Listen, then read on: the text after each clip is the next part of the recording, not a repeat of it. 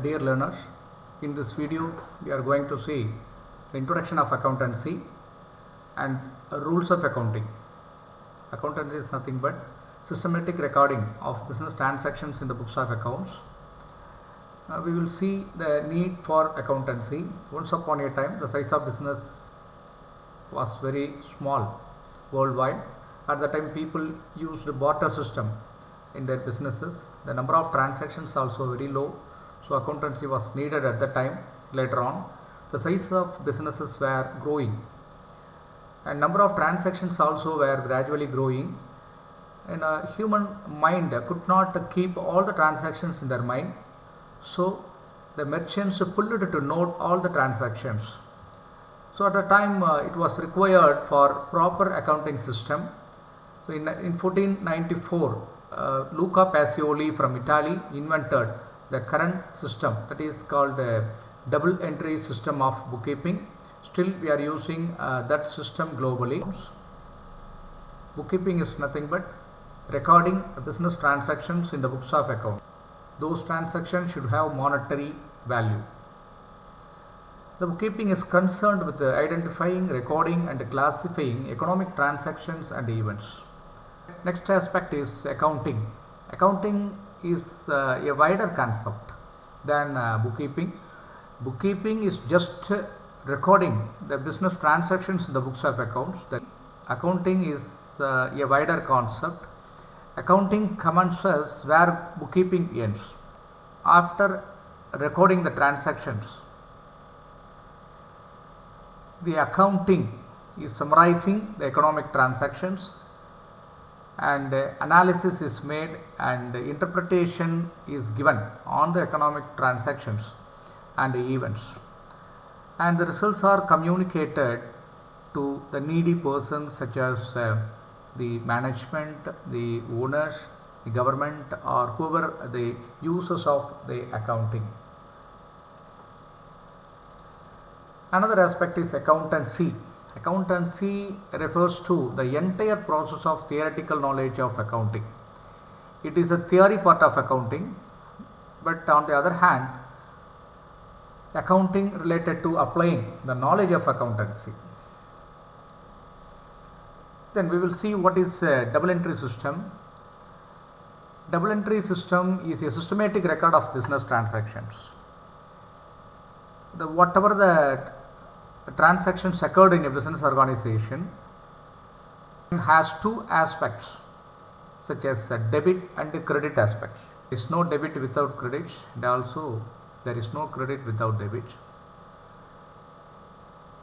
Under this method, both the aspects are identified and they are properly recorded in the books of accounts.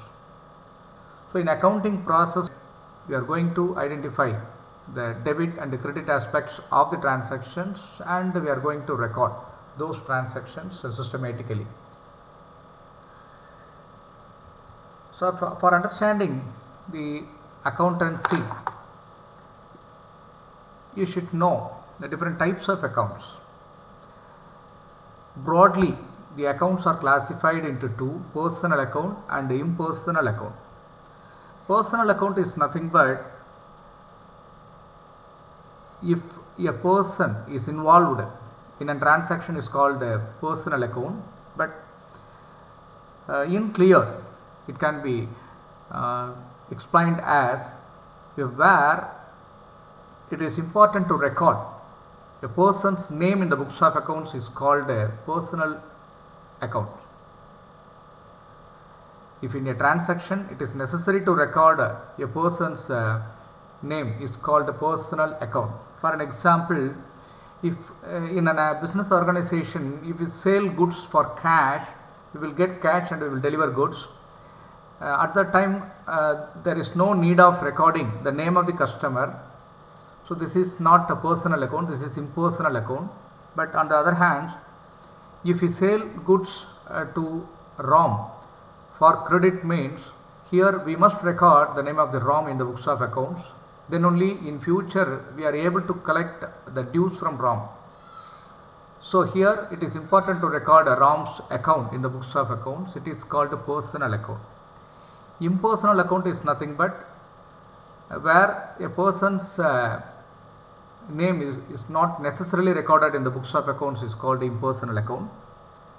The impersonal account can furtherly classified into two, real account and nominal account. Real account is nothing but the account related to assets. Nominal account is nothing but account related to expenses, incomes, losses and gains. In recording transactions under double entry system, it is very important to understand the rules of accounting.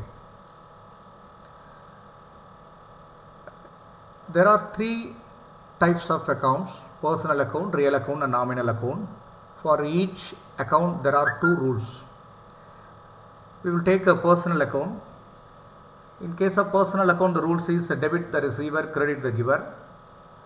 In case of personal account, if in a transaction if a person is involved, he may give something to us or he may receive something from us.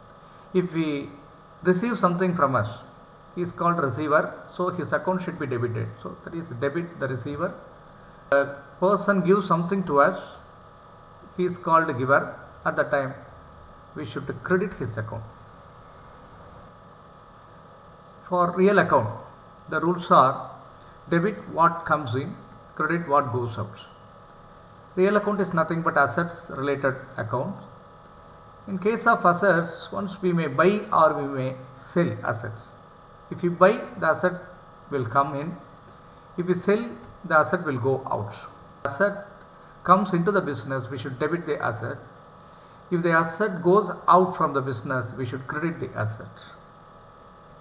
The next type is a nominal account. The rules of nominal accounts are debit all expenses and losses, credit all incomes and gains. Nominal account is nothing but accounts related to expenses, losses, incomes and gains. Here whatever the expenses are and losses should be debited and all the incomes and gains should be credited. The proper understanding of rules of accounting will help to make accountancy without errors. Thank you, learners.